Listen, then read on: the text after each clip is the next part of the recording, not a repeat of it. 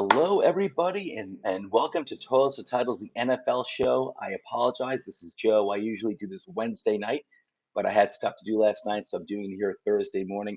Hope you're enjoying this program on your way to work or while you're at work. So sit back and enjoy. This is where I'm going to recap the Week 9 games, and I'm going to give my picks for the Week 10 games. But before we get into the juicy content, let's get the bells and whistles out of the way. Don't forget to hit that like and subscribe button. Please give us that 5-star Apple review if you got like 30 seconds. All that really helps the show out a lot, immensely. Where you can find the show: Apple Podcast, YouTube, Facebook, Podbean, and Spotify. If you go to patreon.com/toilets and titles, you can learn how you can further support the show. And I just want to give a shout out to our Patreon supporters. Thank you so much. Every single dollar that you donate to Toilets and Titles goes back into making these programs even better.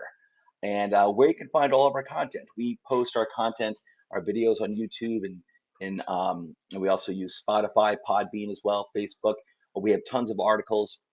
We've got about 15 contributors here, and some of us do videos, some of us do articles, some of us do both. Whatever we create all winds up on our awesome website anyway. So you can go there, wonderful website, you can check out. That's where all of our content eventually winds up anyway. And so those are the bells and whistles. They are out of the way. Now let's get to the juicy content. It is a little after 9 o'clock, and I do have to get to work. I have to start working sometime soon. So I do have to go through it a little faster than normal. But let's start off with the Eagles and Texans. It was last week's Thursday night game. Eagles continue to roll. They're 8-0. They defeated the now 1-6-1 Texans 29-17. It looks like the Texans are in line for that, as of right now, in line for that first overall pick. And Dameon Pierce did have another good game, so kudos to him. The Texans did keep this tight. They kept this game tight for most of the way. Eagles obviously much more talented. That's shown through by the end of the game. But I got to say, the Texans kept this game close or tied through at least the first half of the game, maybe even into the fourth quarter, if I recall correctly. So Texans, obviously, they're 1-6-1. The record isn't good, but this is a team that fights, I got to say. And they were doing this last year as well. So hats off to them against the team that's looking like the best team so far in 2022, the Eagles. They continue to roll. It's starting to get fair to ask, can the Eagles pull off an undefeated season? They look like, I think every team is ultimately beatable. It sounded like I don't think the Eagles look as talented or polished as, say, like the 2007 Patriots, who were within like a minute of capping off a perfect season, with the undefeated regular season, and then just like a minute away from winning the Super Bowl in 2007, 2008, Super Bowl 42 that was. But the Eagles are 8-0, and I do think they'll be defeated at some point in the regular season. However, it's fair to ask, can they make it all the way? And this team is really talented on both sides of the ball. Jalen Hurts is playing like an MVP. He's just having an incredible season. The offense is rolling. The defense is tough. The Eagles' offensive line is really good yet again. After only having maybe one, maybe two subpar seasons, Eagles' offensive line is really good yet again. So Eagles are rolling. They're looking great. They're in first place in the NFC East, but they've got the best record, of course, being undefeated in the entire NFC. So they're looking fantastic. Chargers are now 5-3, and it doesn't feel like it because they've had a long season, the Chargers, but they are 5-3. They defeated the Fighting Falcons, who are now 4-5. Final score of this game was 20-17. I wasn't surprised. The Falcons have pretty much been keeping every game close, even the ones that they lose. And this goes back to last year too. The Falcons were like not anyone's pushover last year, and they certainly are not anyone's pushover this year. So Falcons are playing pretty well, man. They're still in the playoff hunt. Because remember, there are now 7 teams now in each conference to make the playoffs, and I consider the Falcons to still be in the playoff hunt. I don't think they're going to get there, but they're still in the playoff hunt. The Chargers are now 5-3. It doesn't feel like it because it hasn't been like a Justin Herbert year that we were expecting. It's nothing like Justin Herbert. I think the Chargers have quite a few issues, and it's definitely not Justin Herbert. But especially with injuries on that team, especially their wide receivers, especially Keenan Allen, it's hurt them a lot. And I think they need a better head coach, to be honest, they probably. But Chargers are taking care of business. They're staying relevant. They're 5-3 in the AFC West, which coming into the season we all thought was by far the best division in all of football. And I'd say it's still tough, with the names on paper and everything. But the Chargers are 5-3. They are obviously relevant. And so, good job by them. They did take care of business. Again, 20 to 17 was the final score. Moving on to the Dolphins and the Bears game. And, look at the Bears' resurgence here. They didn't win. They kept it really close, made it really interesting. 35-32 is the final score. The Dolphins are now 6-3. They're looking great behind Tua, who's having a fantastic season with those two awesome wide receivers. That's got to be the best wide receiving core, the best two punch in all of football. And you can certainly put Jamar Chase up there and T. Higgins, but Tyreek Hill is just, wide receiving core led by Tyreek Hill is just absolutely amazing. And but they took care of business against the Bears. But I think the big story here is the Bears and specifically Justin Fields. He is looking like you we thought his ceiling was. And unfortunately, a lot of quarterbacks don't get there, don't really reach their ceiling, don't fulfill their potential, and not this quickly. And he's doing it quickly. Remember, this is Fields' first season as a starter, his first full season as a starter. And for the past like 3 or 4 games now, he's looked really good, and not just with his legs, also with his arm as well. His accuracy has improved a lot. He's become so much more dangerous with his arm, and his receivers numbers are indicative of that, including Cole Kmet, who really for the first time in Kmet's year, and we all had high hopes for Cole Kmet being a great all around type of tight end, sort of like a Gronkowski when he was coming out of college. But his first few years for Cole Kmet, it just wasn't playing out that way. And even Cole Kmet is getting his targets, his receptions, his yardage, and he's looking good. So Justin Fields, man, is looking fantastic. He's coming along really, really nicely. That's the big story out of this game. For the Dolphins side, they're keeping pace with the Bills, who lost. We'll get to that in a shocker. We'll get to that in a little bit. But they're keeping pace with the Bills, and Dolphins are keeping pace with the rest of the best teams in the AFC. So, Dolphins are a serious threat. They look really good behind Tua and his wide receivers, looking really, really good there. Okay, the Bengals are now 5-4. They defeated the Panthers, who are now 2-7. The final score, this one was 42-21. Bengals seriously took care of business. Panthers played really well the previous 2 weeks behind PJ Walker, rookie quarterback, and their new head coach, their interim head coach. But came back to earth over here. Bengals put up points that we've come to expect of them. Like they were last year, putting up points. Bengals did it this game. Maybe as far as I recall, maybe the first game this season where, they put up a lot of points. So, Joe Burrow took care of things. Mixon, obviously, I think Mixon had 5 touchdowns, was it? And so great game by him. Of course, in one of my leagues, my opponent had Mixon. At least one of my opponents had Mixon. It might have been another league as well. And I did horribly in my fantasy leagues this week. And Joe Mixon had a big part in that, so he definitely hurt me. But Bengals, hats off to you. You had a really good game. I'm still a little worried about Mixon. I know he had a big game, 5 touchdowns, but it was one game. I'm not expecting 5 touchdowns every game from any running back, but I want to see more consistency with yards on the ground in the games going forward from Joe Mixon. He still does worry me, but hey, the man did have 5 touchdowns. Okay, let's move on to the Lions, who are now 2-6. They defeated the now 3-6 Packers 15-9. I am a little surprised by this. As bad as the Packers season has been, I am and I'm not, I should say.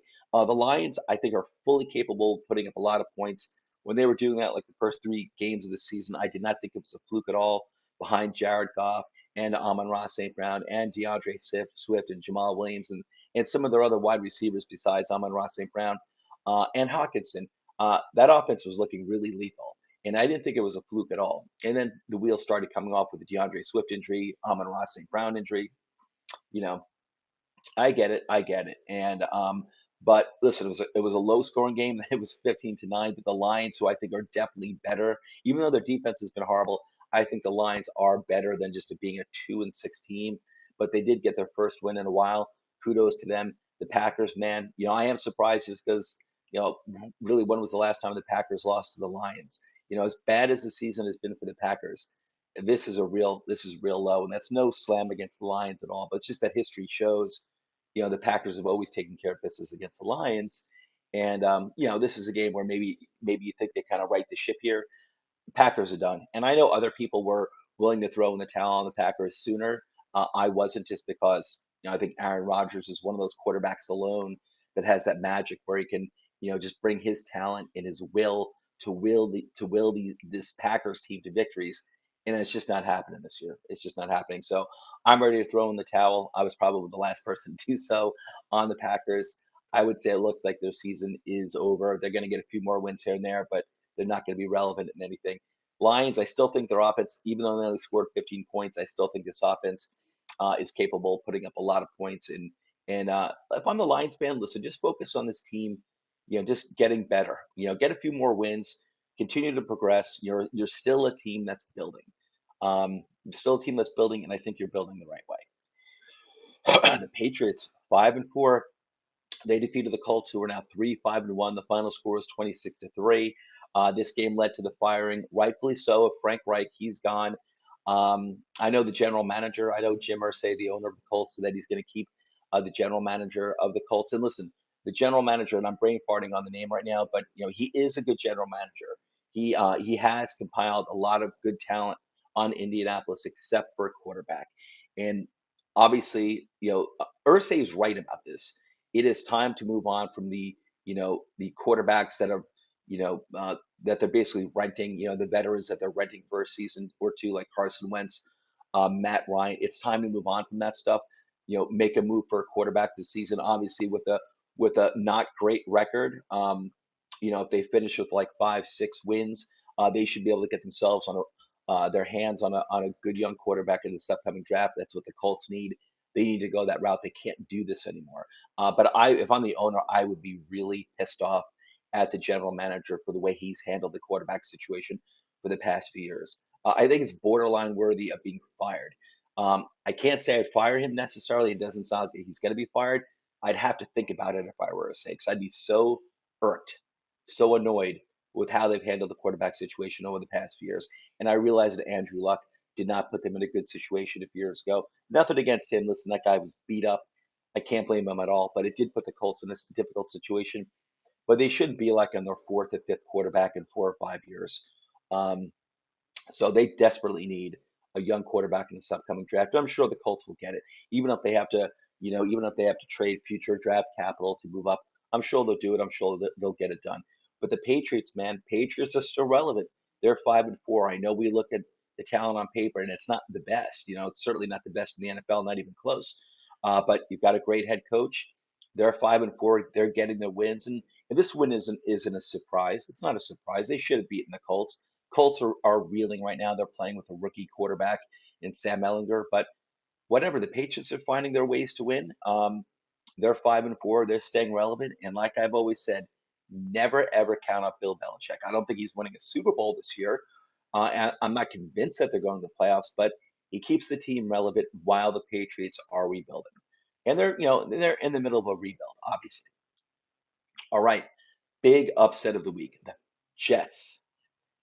I guess it's fair to say, even though I'm almost hesitant to say it because it's been said so many times over the past few decades, and I hope this doesn't jinx it because I say it because I know I'm the one where the jinx comes in. If I say it, if Joe says it, that's where the jinx really comes into effect.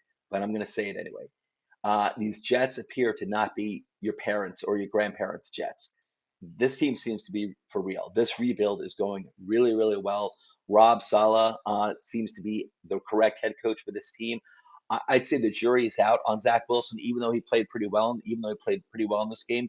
I'm not out. I am not out on Zach Wilson just yet. I was never that high on the guy yet, but I'm very lenient with quarterbacks, young quarterbacks that need time to develop. Not everyone develops at the same time. He doesn't necessarily have the skill set of a Justin Fields, who seems like he's coming along real quickly now. But give Zach Wilson some time. The good thing is that even without Brees Hall, who was turning out to be a great running back, um, I'm sure he'll be back next year. Of course, he'll be 100%. He'll be fine. He'll be fine. He has still some talented young wide receivers led by Garrett Wilson. So there's good stuff there. There's really good stuff going on with the Jets. The Jets defense is looking even better. They're looking for real. I actually have them as one of my defenses in as a defensive mind in one of my fantasy leagues. And they've been performing very well for me. That team is for real. They defeated the 6-2 Bills 20-17. Big storyline out of this game is Josh Allen injury. It doesn't look like it's not going to be season ending, but I believe it was an elbow injury, and that may had played a part here in the loss. Um, we'll see what's going to happen with him going forward. But the Jets, I'm not super surprised by it.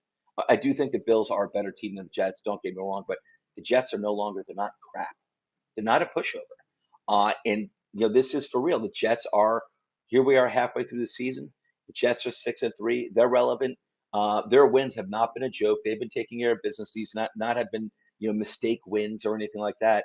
The Jets are taking care of business. They're rolling. They are rolling in the right direction. I still think the Bills and the Chiefs are the class of the AFC. The Jets are, and the Dolphins too. The Dolphins too. But I'll tell you, look out for the Jets. They're really well coached. They're looking really, really good on both sides of the ball, especially on the defense. The offense will come along even better, even more as Zach Wilson progresses, and I still believe that he can wind up being a pretty good quarterback. I don't think he's ever going to be an elite quarterback, but you have to give him time. And again, he's a young quarterback, second year, yeah, second year, and he just needs a little more time. But key thing for someone like Zach Wilson is just minimize the mistakes, interceptions, fumbles, stuff like that.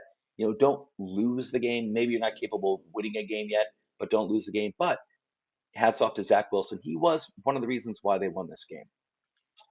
Vikings 7-1, the most unassuming 7-1 team I've probably ever seen in my life. Uh, they're 7-1. They took care of the Commanders, who are now 4-5, 20-17. Good game by the Commanders. Ever since they switched from Carson Wentz to Taylor Heineke, they've actually played so much better, and they kept this game close here, 20-17. I'm surprised the Vikings only put up 20 points, just because the Commanders' defense isn't all that very good, to be honest. They have a good front line on the defense, and that's pretty much it. They've got, I'd say they have more talent on offense. But the Vikings, whatever, they took care of business. They're 7-1. No one's really talking about them because we're all talking about the Bills, the Dolphins, the Chiefs, obviously the Eagles, even the Cowboys. I'm really high on the Cowboys. I think they're just a super talented team.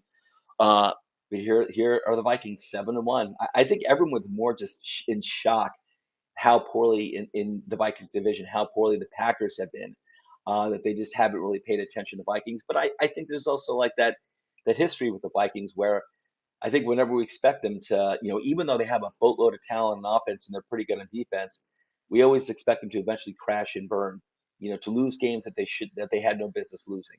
When they make the playoffs, being knocked out in the first round, we have all those expectations because that's their history. That's what they've done for a long time. But I'm not knocking the Vikings. I'm just bringing up facts. That's all. And so, but I'm glad to see the Vikings are 7-1. They're in firm control of that division. Obviously, I can't see them losing that division. You may have a team like, who knows, maybe the upstart Bears. Maybe they wind up making it interesting as the season progresses in terms of who wins that division. But that's not really realistic. The Vikings seem to be in firm control of of that division, the AFC North. And right now, they've got the number 2 seed in the entire NFC behind the Eagles. So Vikings, the most quiet 7-1 team I've probably ever seen. And if I were them, I'd like it that way. Okay, the Jaguars, 3-6, defeated the Raiders, who are now 2-6. The final score in this game was 27-20. This was a horrible game. And again, I'm jumping on the Raiders, but I'm just speaking facts. Raiders fans, this was devastating. I think they were up like 17 or 20 to nothing at some point, and the Jaguars came back and won. And the Jaguars are a pretty good team. This is a team that's building the right way. They're good. You can see it most of the games. Their losses, they're close losses. The Jaguars have had some nice upsets this season. Their 3 wins, I believe, have all been upsets against pretty good teams. And the Raiders were not a good team coming into this game, based on the record. But we all know coming into the season, like the rest of the AFC West, we know that the Raiders should have been a good team, and they still have that talent on paper. There's no reason, even like Devontae Adams said after this game, there's no reason for this team to be 2-6. It's shocking. It is shocking. Um, and I don't know, really what's going on over there. I don't know if this is the head coach's problem or defensive coordinator's problem. I don't know. I mean, I just don't know enough about what's going on with the Raiders situation, but Um, but this loss was devastating. It really was, and I think that's pretty much it for the Raiders season. If they'd won this game, they would have been 3-5. Maybe they could be a pathway for them to being relevant in terms of playoff talk later down the season. I think that door is now closed. The Jaguars are 3-6.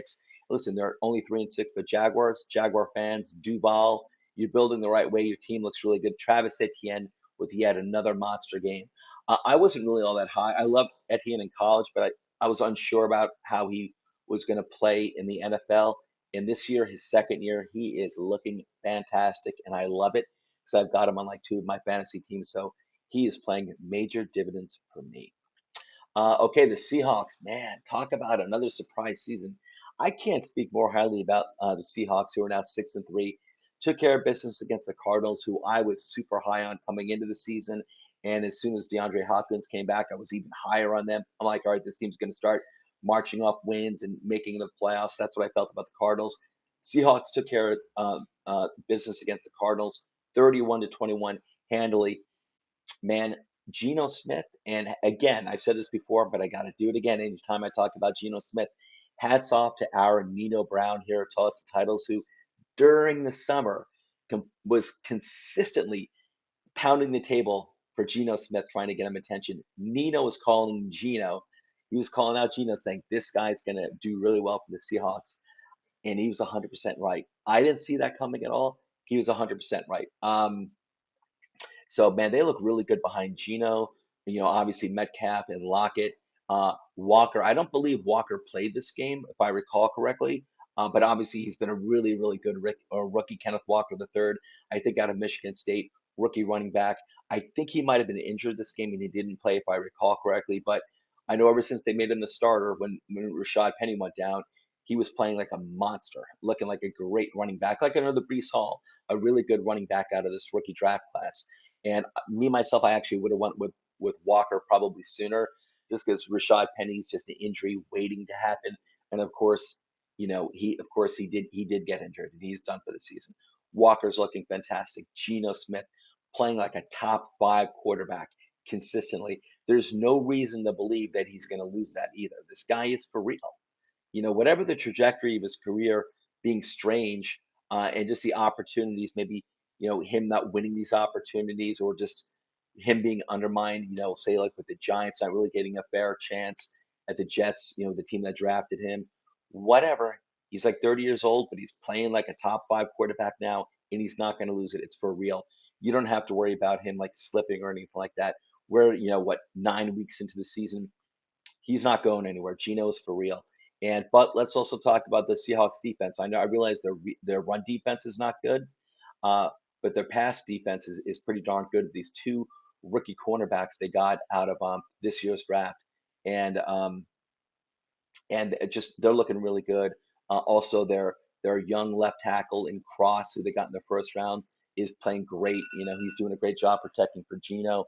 So this draft class they just had in 2022, the Seahawks draft class in 2022 may have been the best one out of every single team, at least so far, because it seems like every single pick they've made is paying major dividends, regardless of the round that they picked them, is paying major dividends this season alone. Their rookie seasons are playing phenomenal.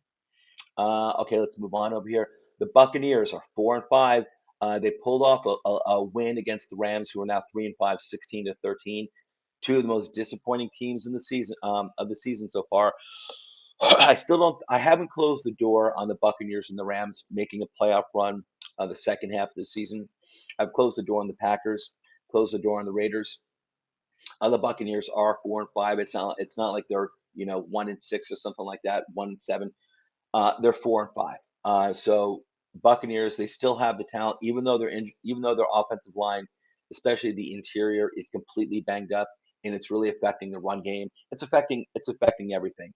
Brady's head definitely is not where it needs to be. It doesn't seem like it at all.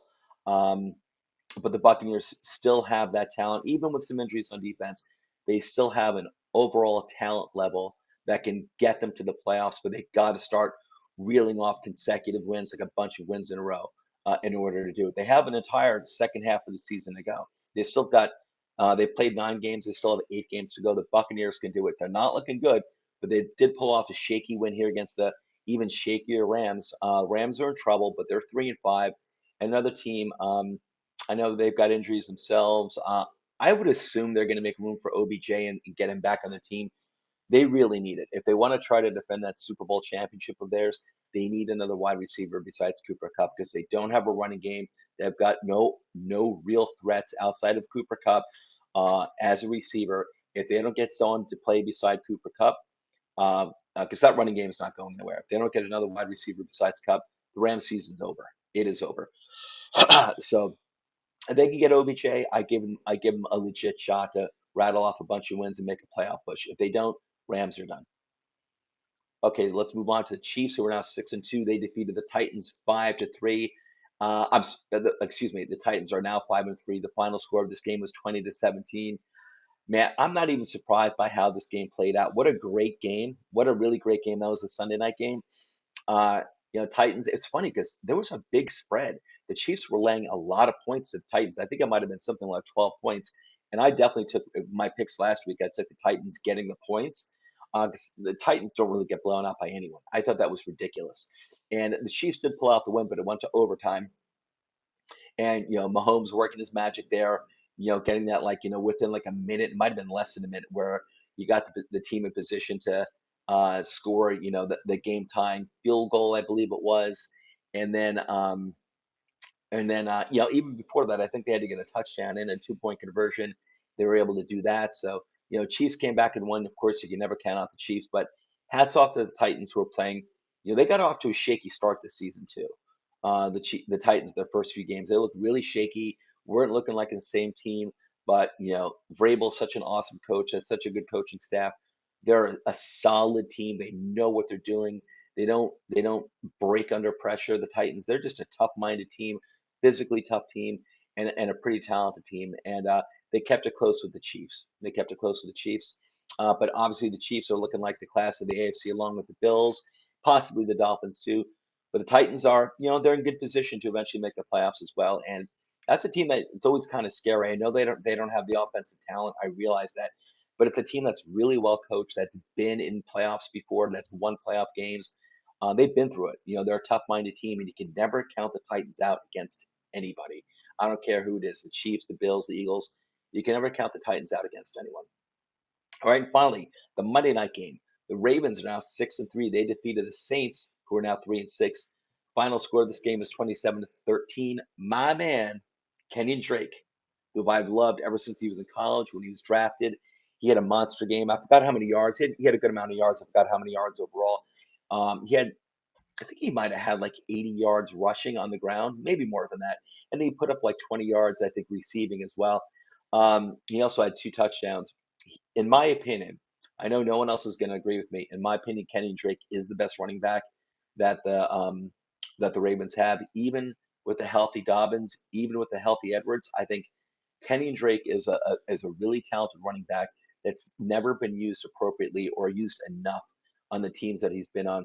And I think the Ravens are such a perfect fit for him because they love running the ball. They love running the ball with the running backs. They love running the ball with their quarterback, and they love using their tight ends. And he's such a good running back to have on that team. And I'd love to see him be the RB1, not just because I have Drake on 2 of my fantasy teams. I have him on 2 of my fantasy teams because I believe in the guy, but even more so, I believe that he's on the right team for him.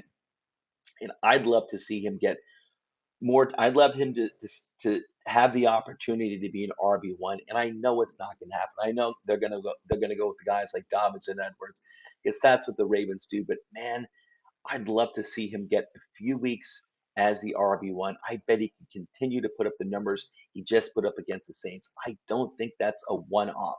I really don't. That's just me.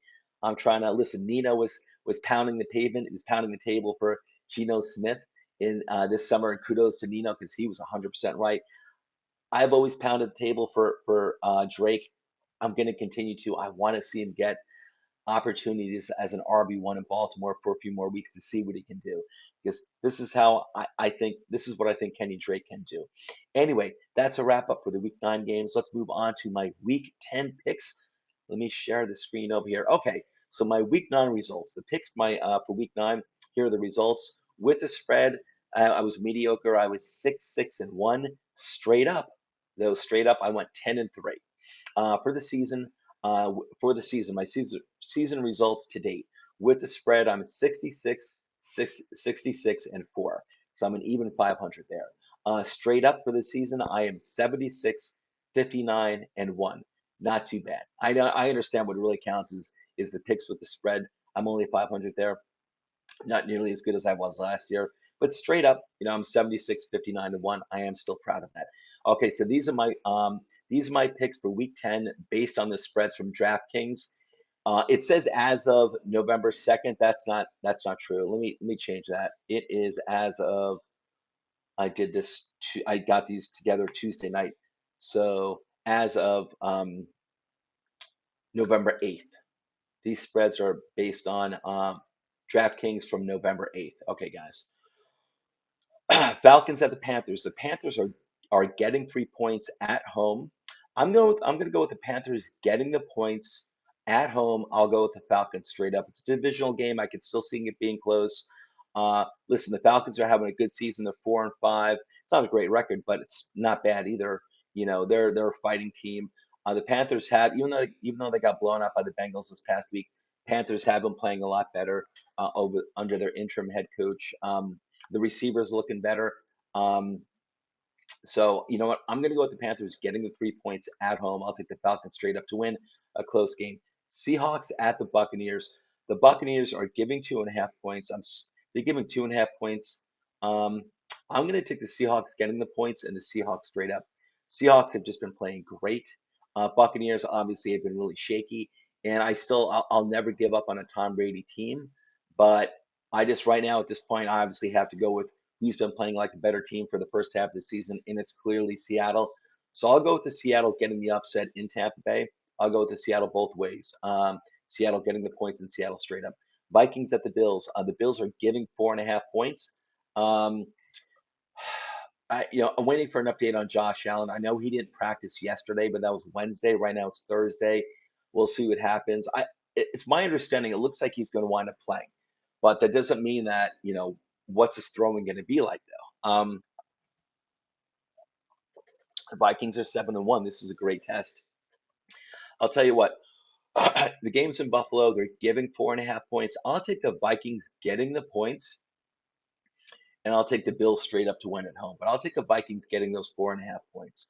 Lions at the Bears. The Bears are getting 3 points. I'm sorry. I think I messed up over here. I messed up. All right, guys. I'm sorry. Lions. All right. I have the Lions getting the points. Okay, so this is supposed to be a minus. All right. So Lions at the Bears. The Bears are giving 3 points. I'm going to take the Lions getting the points, even though I shouldn't do that. No, you know what? I got to change this. I'm going to take the Bears giving the points. I'll take the Bears giving the points at home, and I'll take the Bears straight up. This could be a good game, but playing outdoors worries me a little bit with the Lions. Their defense has been really bad. Justin Fields is looking really good right now and looks really comfortable. I gotta go. I'll go with the Bears giving the 3 points and the Bears straight up. Broncos at the Titans. The Titans are giving 2.5 points. I'll take the Titans giving the points and the Titans straight up. Broncos have just looked really bad this entire year. Um, Jaguars at the Chiefs. The Chiefs are giving 9.5 points. I'll take the Chiefs giving the points and the Chiefs straight up. I would not be surprised at all if the Jaguars keep this game close because that's how they've played the entire year. But the Chiefs are at a different level. They're definitely one of those elite teams. Um, and it's in Kansas City. Listen, it could still be a 10-point win by the Chiefs and the Jaguars still having, kept it close where maybe like the Chiefs get like, last second, a field goal within the last 2 minutes to make it a 10-point game. Obviously it still would have been a good game, but this game's in Kansas City. Chiefs are, at a level above, at least one level above the Jaguars. So I'll go with the Chiefs giving the points and the Chiefs straight up, even though I wouldn't be shocked if the Jaguars kept it closer than that. Browns at the Dolphins. The Dolphins are laying 3.5 points. I'll take the Dolphins giving the points and the Dolphins straight up. With Tua being healthy and those wide receivers being healthy, I can't see the Browns stopping them. Texans at the Giants. The Giants are giving 6.5 points. I'll take the Texans getting the points and I'll take the Giants straight up. I can't see the Giants beating anybody by 6.5 points. Yeah, listen, maybe they can win by a touchdown. That's still a close game. That's not some sort of blowout. But the Giants just aren't built that way. The Texans only have only one win, but they are a tough team. They don't give up, and the Giants aren't like this. Isn't the Eagles we're dealing with? Even though the Texans just had a good game against the Eagles, this isn't the Eagles. This isn't the Cowboys, the Dolphins, the Bills, the Chiefs. The Giants are 6-2, but I think I think the point differential for the season is something like 6 points. So they've been, their wins have been by, an average of like 1 point. Uh, every game with the Giants has been close. All their wins, all their losses, all the games have been close. And I can't take the Giants giving 6.5 points, especially without, they've got too many losses everywhere. Even on the defensive side of the ball, they just lost one of their best defensive players in Xavier McKinney, who's going to be out for, it sounds like at least the next 4 weeks. That's not going to help them at all. But even on the offensive side of the ball, obviously there's just, severe limitations on their talent on offense. So I think the Giants will win at home, but I'll take the Texans getting the points. I'll take the Giants straight up. Saints at the Steelers. The Steelers are getting 2.5 points at home. I am surprised about that because I don't think the Saints are a great team either. They're something like three. They're like 3-5 or 3-6, something like that. I'll take the Steelers getting the points. And I'll take the Steelers straight up at home. Colts at the Raiders. The Raiders are giving 6 points. Man, I know the Colts are playing with Sam Ellinger, but the Raiders have looked really bad too, and they're giving 6 points. I'll take the Colts getting the 6 points. I'll take the Raiders straight up to win. Man, I wouldn't be surprised if the Colts win that game. The Raiders have just been so unpredictable. It's been crazy. But I'll take the Colts getting the 6 points. I'll take the Raiders straight up. Cowboys at the Packers. The Packers are getting 5 points in Green Bay. I'm going to take the Cowboys giving the points. I'll take the Cowboys straight up. I don't think that game is going to be close. I can't see it being close at all. Cardinals at the Rams. The Rams are giving 3 points. I'll take the Cardinals getting the points, and I'll take the Cardinals straight up. Cardinals, if they're going to make a playoff push, they better start, rattling off some wins in a row now. They need to do it now, and the Rams are in prime position to take care of Cardinals. As far as I know, the Cardinals are a pretty healthy team now that DeAndre Hopkins is back from suspension. Cardinals are a healthy team as far as I understand. They got to take care of business against the Rams in LA. So I'll take the Cardinals getting the points, and I'll take the Cardinals straight up. But it seems like whenever I take the Cardinals, they burn me. Chargers at the 49ers. The 49ers are another enigma as well. But both of these teams have just had a weird, underperforming season. Um, oh, 7 points is a lot. So Chargers at the 49ers. 49ers are giving 7 points. I'm going to change this. I'm going to change this. I'm going to change this to the Chargers getting the 7 points. I'll take the 49ers straight up to win. I changed it right before your eyes on live YouTube. Okay, Commanders at the Eagles. The Eagles are giving 10.5 points. Normally I get scared when I see a very large point spread here, but Eagles are too good. Commanders are looking better with the past few weeks with Taylor Heineke at the helm. But I got to go with the Eagles. Um, I think they're going to blow their doors off. So I'll go with the Eagles giving the points and the Eagles straight up. And that's it, guys. That is the Monday night game. And those are my picks. Just before we go, just that's the end of the show, pretty much before we go. If you can, these are the Twitter handles for me and most of my compadres here at Toilets and Titles. There are a few new members. I gotta add them. I'm late to the game and adding our new members. Uh, I'll do it later on, but we do have a few new people. But if you could please follow everyone I have listed here, yeah, Toilets and Titles. These are their Twitter handles. If you could please follow them, I greatly appreciate it. We would greatly appreciate it. And friendly reminder, don't forget to hit that like button, subscribe, hit that bell, give us that 5-star Apple review. Why? Because we deserve it. All right, everyone, this is Joe. I'm out of here Thursday morning. Again, I want to apologize for not doing the show last night. It just something came up. I wasn't able to do it. So you're getting the Thursday morning drive show. Hope you enjoyed it, everyone. And I will see you next Wednesday night. Enjoy the Week 10 games, everyone. Take care.